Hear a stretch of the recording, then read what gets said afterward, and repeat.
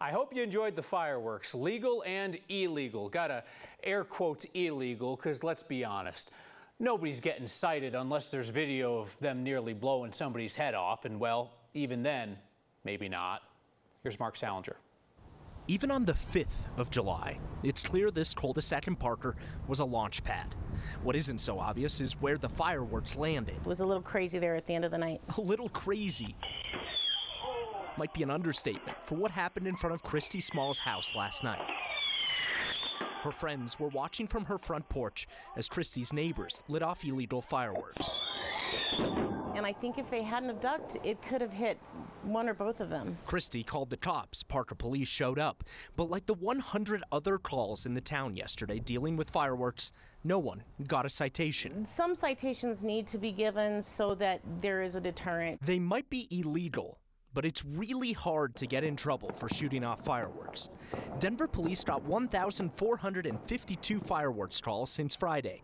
3 people got citations. In Arapahoe County, there were 320 calls. The sheriff's office gave out 0 citations.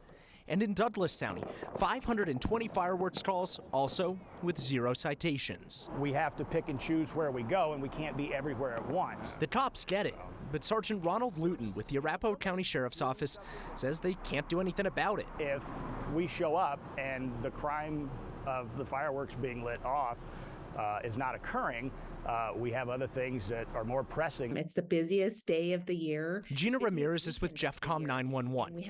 Even after setting up a dedicated fireworks hotline and a new app to report fireworks, calls to 911 in Jefferson County were up 33% from usual yesterday. If somebody chooses to call 911 to report fireworks, the true emergencies are the ones that get put on hold. Christy called 911 because her friends were almost injured and her house was damaged. Yeah, it really was scary. But even then, don't expect anyone to actually get in trouble. Oh my God!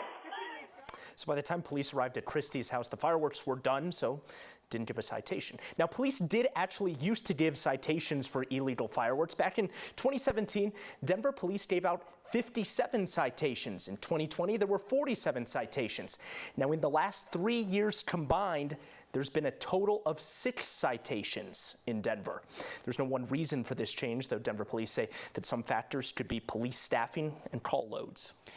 To me, it feels like there's a difference between I just want to narc on my neighbors and you launched one into my home. Like that video, which is crazy. That's wild stuff.